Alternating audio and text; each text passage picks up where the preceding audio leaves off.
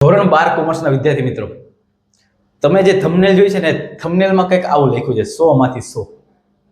આંકડાશાસ્ત્રમાં એટલે કે સ્ટેટની અંદર બોર્ડ એક્ઝામ 2027માં 100 માંથી 100. તમે બધા લોકો એક વસ્તુ કહેશો કે સાહેબ આવું લખવું સારું લાગે, આવા ફાંકા મારવા સારા લાગે. તમારા કઈ વિડીયો જોવાથી કઈ 100 માંથી 100 નહીં આવે. એ 100% તમારી સાચી વાત છે. 100% વિડીયો જોવાથી કે આવા મોટા મોટા ફાંકા મારવાથી કે આવડા મોટા મોટા ગોલ સેટ કરવાથી કે આવું ખાલી લખવાથી એમ નહીં આવી જાય. એટલે આજે હું તમને બધી જ વાત રિયાલિટી સાથે કરીશ કે આ ટાર્ગેટ જે અહીંયા લખ્યો છે ને બોર્ડની પરીક્ષામાં તમારા રિઝલ્ટમાં આવી શકે, અચીવેબલ છે અને નથી પણ. નથી તો કઈ રીતના ને છે તો કઈ રીતના, બધી વાત કરીશ. સાથે સાથે HRS ની આઈએમપી બેચ કે જેની અંદર તમને આખી આંકડાશાસ્ત્ર આખું સ્ટેટ તમારા એ ભાગ એક ભાગ બે બધાના લેક્ચર આવવાના છે. 1 શોટ લેક્ચર આવવાના છે. એક લેક્ચર બરાબર એક ચેપ્ટર પૂરું. આવી બધી જ આપણી બેચ શરૂ થઈ ગઈ છે. તો 12 કોમર્સના દરેક વિદ્યાર્થી મિત્રો, હું HRS સર હર્ષિલ સર આપ સર્વનું હાર્દિક સ્વાગત કરું છું આ ચેનલમાં. આ ચેનલ નવી બનાવેલી છે એટલે તમારે બહુ ઓછા સબસ્ક્રાઇબર લાગતા હશે. બાકી HRS એજ્યુકેશનની જર્ની ગયા વર્ષે આપણે ઓનલાઈનમાં શરૂ કરી હતી. 6000 કરતાં પણ વધારે લોકોએ સાથ આપ્યો હતો અને એ જ જર્નીને આપણે નવી ચેનલમાં ડાયવર્ટ કરી છે. નવી ચેનલ ફક્ત ને ફક્ત 11 વાર કોમર્સ માટે કામ કરે છે. તો આ ચેનલ ઉપર ફક્ત ને ફક્ત એકાઉન્ટ, સ્ટેટિકો, BA, ઇંગ્લિશ, ગુજરાતી, SVC કોમર્સના બધા સબ્જેક્ટના લેક્ચર આવવાના છે. તો અત્યારે આપણે જોઈએ આંકડાશાસ્ત્ર કે સ્ટેટમાં 100 માંથી 100 ની રણનીતિ. બધી જ વાતો તમને પોઈન્ટ ટુ પોઈન્ટ કરીશ, જેટલી બી કામની છે એવી વાત કરીશ.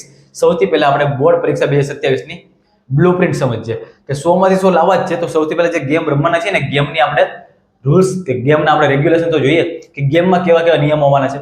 તો એ બધું આપણે માળખું સમજીએ કે કઈ રીતના પૂછવાનું છે. તો બ્લુપ્રિન્ટનું વિશ્લેષણમાં સૌથી પહેલા મારે એ જણાવવું છે કે પરીક્ષામાં કયા પ્રકરણો પર વધુ ભાર મૂકવાનું છે. ભાઈ અમુક આમાં મારા વિડીયો જોયો છે ને 2-3 પ્રકારના છે. અમુકને ખાલી પાસ થવું છે, અમુકને ખાલી 70-80 હોવું છે અને અમુકને A1 સુધીની જર્ની જોઈએ છે. 90+, 95+, 100 માંથી 100. તો એના માટે કેવો રોડમેપ હોવો જોઈએ, કયા ચેપ્ટરને સૌથી પહેલા ટાર્ગેટ કરવા જોઈએ. તો એના માટે સૌથી પહેલા હું તમને માળખાની અંદર પહેલા હું તમને વેઇટેજ આપી દઉં. પ્રકરણ મુજબ ગુણભાર ભાગ 1 તમને ભાઈ લખતા જજો નોટ પેન લઈને, કારણ કે આ બધી વસ્તુ તમારા માટે કામ લાગશે. ભાગ 1 કે જેમાં સૌથી પહેલું ચેપ્ટર તમારું સૂચક આંક, ઇન્ડેક્સ નંબર. આ ઇન્ડેક્સ નંબર જે ચેપ્ટર જેમાં સામાન્ય ગુણભાર એટલે કે વિકલ્પો વગર, ઓપ્શન વગર 12 માર્ક્સનું છે અને એ ઓપ્શન સાથે 16 માર્ક્સનું ચેપ્ટર છે. કેટલા માર્ક્સનું? 16 માર્ક્સ. બીજું સુરેખ સહસંબંધ બીજું ચેપ્ટર જે છે એમાંથી ઓપ્શન વગર 12 માર્ક્સ અને ઓપ્શનની સાથે 18 માર્ક્સ. એક આ ચેપ્ટર ને આ ચેપ્ટર તમારા માટે બહુ કામનું સાબિત થઈ શકે. સુરેખ નિયત સંબંધ ચેપ્ટર નંબર 3 કે જે 12 માર્ક્સ ઓપ્શન વગર અને 16 માર્ક્સ ઓપ્શનની સાથે તમને આપશે. એટલે આ તમારો વેટેજ છે, આ રીતના પૂછાતું છે. હું તમને એ બી કહીશ કે 2 માર્ક્સ માટે કયા સવાલ કરવા, 3 માર્ક્સ માટે કયા દાખલા કરવાના, 5 માર્ક્સ માટે કયા દાખલા કરવાના, બધી જ વાત HRS તમને કહેશે. અને હવે પછી 1 શોટ લેક્ચર એવા જવાના છે કે એક લેક્ચરમાં આખું ચેપ્ટર પતી જશે અને એમાં તમને એવા MP આપી જે તમારી પરીક્ષામાં 100% પૂછાશે. ચોથું ચેપ્ટર કે જેની અંદર તમારે 12 માર્ક્સનું સામાન્ય અને 18 માર્ક્સ ઓપ્શન સાથે નીકળશે. તો ભાગ 1 ના ચારેય પ્રકરણો ખૂબ જ સ્કોરિંગ છે અને સરળ છે. તમે ખાલી આનું કેલ્ક્યુલેશન મારો, તમે ખાલી જુઓ 10, 20, 30, 40, 50 ઓલમોસ્ટ 60 માર્ક્સ જેટલું વેટેજ થઈ જાય. ઓલમોસ્ટ 60 માર્ક્સ જેટલું આપણે ગણિત લઈએ કેટલું થાય છે કે જેથી આપણને આઈડિયા આવે કે મારે ખાલી આગળનો ભાગ 1 કરવાથી મારું વેટેજ કેટલું બને છે. જો 8, 8, 9, 10, 11, પહેલા તો 8 ને 8 16, 17, 18, 19, 22, 23, 24, 25, 28 માર્ક્સ. 1, 2, 3, 4, 5, 6, 68 માર્ક્સ. ખાલી ભાગ 1 કરવાથી પણ તમારી બોર્ડની પરીક્ષામાં 68 માર્ક્સનું સ્કોરિંગ થઈ જાય છે. એટલે આપણે સ્ટેટ માટે ભાગ 1 સૌથી વધારે કામનો છે. તો આની ઉપર બી વધારે યાર ફોકસ કરજો, કારણ કે આ બધાને આપણે હલકામાં લેવા જેવું છે જ નહીં. પણ કેવી રીતના તૈયારી કરવી બધી જ વાતો તમને કરવાનો છું. ચાલો હવે આપણે જોઈએ ભાગ 2 ઉપર. હવે તમારી સામે ભાગ 2 આવે છે. ભાગ 2 નું વેટેજ ઓલા કરતાં થોડું ઓછું છે. આમાં તો પહેલા તો 5 ચેપ્ટર છે. પહેલું ચેપ્ટર સંભાવના છે. આ સંભાવનાવાળો જે ચેપ્ટર છે ને એકદમ ઈઝી છે. તમે 10માં બી ભણી ગયા છો. સામાન્ય ગુણભાર 12 માર્ક્સનો છે એટલે 10માં જેવું તો ન આવે, થોડુંક હાઈ લેવલનું આવે અને ઓપ્શન સાથે 14 માર્ક્સ છે. યાદચ્છિક ચલ અને અસતત વિતરણ કે જે બીજું ચેપ્ટર છે ભાગ 2 માં, 10 માર્ક્સ ઓપ્શન વગર અને 12 માર્ક્સ ઓપ્શનની સાથે. એના ત્રીજા ચેપ્ટરમાં પ્રામાણિક વિતરણમાં 10 માર્ક્સ ઓપ્શન વગર, 13 માર્ક્સ ઓપ્શનની સાથે. લક્ષ આ ચેપ્ટર સૌથી વધારે કામનું છે, મોસ્ટ ટાઈમની ચેપ્ટર છે કે જેમાં ઓપ્શન વગર 10 અને ઓપ્શનની સાથે 11 માર્ક્સ છે. આમાં બેઠે ક્વેશ્ચન તમને આપીશ કે લક્ષમાંથી આટલો કરો, 100% પરીક્ષામાં એવું જ દેખાવાનું છે. અને છેલ્લે વિકલન ઓપ્શન વગર 10 અને ઓપ્શન સાથે 12 માર્ક્સ. તો આ રીતના ભાગ 2 નું વેટેજ છે. ભાગ 1 અને ભાગ 2 ના વેટેજ તો જો પણ સર મારી પરીક્ષાની બ્લુપ્રિન્ટ કેવી છે, પરીક્ષાનું માળખું કેવું છે. જો સૌથી પહેલા તમને વિભાગ A ની અંદર MCQ પૂછાય છે અને MCQ કેટલા માર્ક્સના હોય છે? 20 20 કમ્પલસરી 20 માર્ક્સ મળશે. બી ઓપ્શન સેક્શન બી ની અંદર તમારે એક વાક્યના ઉત્તર લખવાના હોય છે એટલે તમે એને SQ કહો છો. 10 ક્વેશ્ચન પૂછે, 10 એ 10 લખવાના, દરેકનો 1 માર્ક્સ એટલે તમારા 10 માર્ક્સ થઈ ગયા.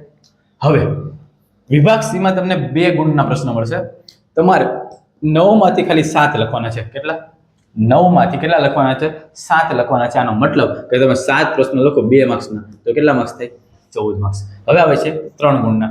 12 આપ્યા છે, લખવાના કેટલા? ખાલી 8 લખવાના. 8 ગુણ્યા 3 કરો એટલે 24 માર્ક્સ થઈ જાય. વિભાગ E 4 ગુણના ક્વેશ્ચન છે, લખવાના તમારે કેટલા છે? ખાલી 3 જ લખવાના છે. તો 3 ચોક કેટલા માર્ક્સ? 12 થઈ ગયા. અને 5 ગુણના તમને 6 આપ્યા છે, લખવાના ખાલી 4 ચોકે 4 પંચામ 20. એટલે તમે જુઓ 2 માર્ક્સના ક્વેશ્ચન, 3 માર્ક્સના ક્વેશ્ચન, 4 માર્ક્સ અને 5 માર્ક્સના. વિભાગ C D E F તમે વેટેજ ચેક કરશો તો હાઈલી વેટેજ તમારું કેનું બન્યું? વિભાગ D અને વિભાગ F. વિભાગ D અને વિભાગ F ની પર આપણે એવું તૈયારી કરવી છે કે જેથી આપણા બેઠા માર્ક્સ આવી જાય. અને તમારે અચીવેબલ કરવા માટે વિભાગ E બી તમારા માટે બહુ સારો એવો ફાયદો કરશે. સ્કોરિંગ માર્ક્સ છે, સ્કોરિંગ એમાંથી આપણે થઈ શકે. પણ સર આ બધી તમે જે વાત કરીને આ આંકડા તો જોવામાં તો સારા લાગે, આટલું બધું માળખું તમને ખબર પડી કે 2 માર્ક્સ, 3 માર્ક્સ, 4 માર્ક્સ, 5 માર્ક્સ. પણ હવે એવું કાંઈક કહ્યું કે જેથી આ જે માર્ક્સ અહીંયા લખ્યા છે ને એ માર્ક્સ અમારા રિઝલ્ટમાં બી આવી જાય. એના માટે મહેનત કેવી કરી? તો ડોન્ટ વરી, એના માટે HRS ની IP બેચ તમારા માટે જ છે. વિભાગ A અને B માટેની વાત. સર આ મારા MCQ અને આ મારા SQ, એની માટેની મારે મહેનત કેવી રીતે કરવી? એટલે કે 30 માંથી મારે 30 લાવવા છે, તો એના માટે શું કરવું? તો ટેક્સ્ટ બુકના જેટલા બી સ્વાધ્યાયની પાછળ આપ્યા છે ને MCQ, મોટે ભાગે ઈ જ કરી લો. મોઢે કરી લો. મોટા ભાગના ક્વેશ્ચન એમાંથી જ બેઠા રિપીટ થવાના છે બોર્ડની પરીક્ષામાં. 100%ની વાત છે. આપણા પ્રકરણની વચ્ચે તમને કંઈક બોક્સ આવતા છે, એ બોક્સને તમારે યાદ રાખવાનું છે પોઈન્ટ વાઇઝ, કારણ કે એ બોક્સમાંથી ઘણી બધી વસ્તુ પૂછાતી હોય છે. ગયા વર્ષના પેપરના 1 લાઇનર 7 સોલ્વ કરવાના. હું ખાલી કહું છું છેલ્લા 5 વર્ષના પેપર સોલ્વ કરી નાખો ભાઈ, તમારું કામ પતી જશે. અને સૂત્રોનો અર્થ અને તેમની મર્યાદાઓ પર ધ્યાન આપવાનું છે. મર્યાદાઓ પણ પૂછાતી હોય છે, તો એ વસ્તુ ખાતે રાખજો. અને યાદ રાખવાનું છે કે તમને બ્લેકમાં કદાચ દેખાતું નહીં હોય, પણ વિભાગ A અને B આ એવો સેક્શન છે કે જેમાં 30 માંથી 30 લાવી દીધા એટલે પાછળનું બધું તમારા માટે ઈઝી થઈ જશે. સ્કોરિંગ કરવા માટે વિભાગ A અને B તમારા માટે મોસ્ટ ટાઈમ બી છે. અને એના માટે પણ HRS એવો જોરદાર વિડીયો લાવશે કે એક જ આખો લેક્ચર વિભાગ A નું કામ પૂરું, એક જ આખો લેક્ચર વિભાગ B નું કામ પૂરું. આવા જોરદાર લેક્ચર HRS ની ચેનલ ઉપર તમને મળશે. બાકી છેલ્લે સુધી સાથ આપીએ તો ફાઇનલ છે. મોટા દાખલાઓ માટે રણનીતિ શું છે? તો ભાઈ એના માટે તમારે રોજની પ્રેક્ટિસ કમ્પલસરી જોશે. અત્યારે મારા જે ઓફલાઈનના બી વિદ્યાર્થી છે ને, હું એને જોઉં છું, ડેઈલી પ્રેક્ટિસ કરે છે. એક દાખલો જે કર્યો એની ડેઈલી પ્રેક્ટિસ થતી હોય છે. 2 મિનિટ રિવિઝન કરતા જાય ફટાફટ. એકવાર એમની ઉપર નજર નાખી દે. ક્યારેક લોકો કેલ્સીની મંડાતા હોય, કેલ્ક્યુલેટરની સ્પીડ પણ એ સારામાં સારી રાખે છે. આવી પ્રેક્ટિસ અત્યારથી કરવી પડશે. અને ખાસ યાદ રાખજો કે જે ઉદાહરણના દાખલા હોય ને એની ઉપર સૌથી વધારે ફોકસ કરવાનું, કારણ કે ઉદાહરણના દાખલા બેઠે રકમ ચેન્જ કર્યા વગરના પૂછાતા જાય છે. તો ઉદાહરણ પર ખાસ ધ્યાન આપી દેવાનું છે. અને સૂત્રોનું મહત્વ, આપણે જેટલા બી સૂત્રો છે એના માટે હું તમને કહું છું કે ફોર્મ્યુલા શીટ બનાવી દેજો. એક તમે ખાલી એક પિન પેજ જેવું કંઈક બનાવી દેજો કે જે તમારી સાથે હર હંમેશ રહે. સૂત્ર તમારે વારંવાર યાદ કરવા જ પડશે. યાદ નહીં રાખો તો ભૂલાઈ જશે, તકલીફ પડશે. એટલે સૂત્રોનું એક લિસ્ટ બનાવજો. તમારે શું કરવાનું છે? તો દરેક પ્રકારના સૂત્રોનું એક અલગ બુકમાં લખતા જાય કે એક લિસ્ટ બનાવતો જવાનું છે. દરરોજ સવારે 10 મિનિટ એ સૂત્રનું રિવિઝન કરો. સવારે કરો કે સાંજે કરો, પણ દરરોજ એ સૂત્રોનું રિવિઝન કરતા રહો કે જેથી તમને કામ લાગે. અને સૂત્રો પાકા હશે ને તો 50% કામ તો ત્યાં જ પૂરું થઈ જાય. કારણ કે સૂત્રોના લીધે આપણા દાખલાના ક્યારેક જવાબ આવતા જ ના હોય. સૂત્ર યાદ ના હોય તો જવાબ ક્યાંથી આવવાનો? એટલે સૂત્ર ઉપર વધારે ફોકસ કરજો. એનો કોઈ લિસ્ટ બનાવી દેજો. ચેપ્ટર પર એટલે આખું લિસ્ટ તમારે પાસે આવવું જોઈએ.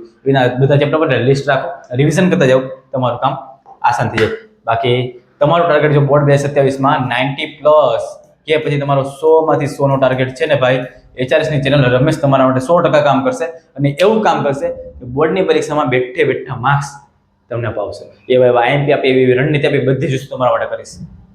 તો આ ચેનલ ઉપર તે જોડાઈ જજો ભાઈ. જાન્યુઆરી સુધીમાં તો આપણે આખો સિલેબસ બતાવી દેવો છે. ફેબ્રુઆરીમાં જે તમારી એક્ઝામ છે ત્યારે તો આપણે એવા મોસ્ટ ટાઈમ લેક્ચર આવવાના છે. મોસ્ટ ટાઈમ સિરીઝ શરૂ થઈ જાય. વિભાગ A માટે, વિભાગ B માટે, C માટે, D માટે, E માટે બધું જ આપણે શરૂ થઈ જશે ફેબ્રુઆરીમાં. જો કે આ પછીની વાત છે, પણ અત્યારથી જ આપણી શરૂઆત થઈ જશે. અત્યારથી એટલે કે નેક્સ્ટ મંડેથી જ 1 શોટ લેક્ચર શરૂ થાય છે. કેવા લેક્ચર શરૂ થાય છે? 1 શોટ, એટલે કે એક જ લેક્ચર આખું ચેપ્ટર પૂરું. આવી રીતના બધા ચેપ્ટર માટે આવશે. તો આ રીતના આપણે મહેનત કરશું. બાકી આજનો લેક્ચર અહીંયા આપણે ફિનિશ કરીએ છીએ. સ્ટેટની અંદર 100 માંથી 100 લાવવા છે. તો ભાઈ જે ટાર્ગેટ અહીંયા લખ્યું છે ને આવી શકે, પણ એના માટે મહેનત તો જોઈએ. ખાલી વિડીયો જોવાથી કે ખાલી IMP ટિક કરવાથી કાંઈ નહીં થાય. એની પ્રેક્ટિસ કરવી પડશે. મારે કામ છે બધું તમને કરાવવાનું. હું તમને બધા જ ચેપ્ટર વિભાગ A, B, C, D, E બધાનું IMP આપી દઈશ. બધાનું તમારી પાસે કામ કરાવી દઈશ. વિભાગ A માટે કરો, B માટે બધું જ તમને આપીશ. IMP દાખલા પણ આપીશ, બધું ટીક પણ કરાવી દઈશ. પણ છેલ્લે મહેનત તમારે કરવી પડશે. આઈ હોપ આજના લેક્ચરમાં કંઈક તમને મળ્યું હશે. વિડીયો ગમે તો લાઈક કરી દેજો. બાકી નેક્સ્ટ લેક્ચર 1 શોટ લેક્ચર આવશે. એક લેક્ચરમાં આખું ચેપ્ટર પતી જશે. એ રીતના આપણે શરૂ કરશું. બાકી મળે છે નવા લેક્ચર. દરેક લોકોને જય હિન્દ, જય ભારત, બાય બાય.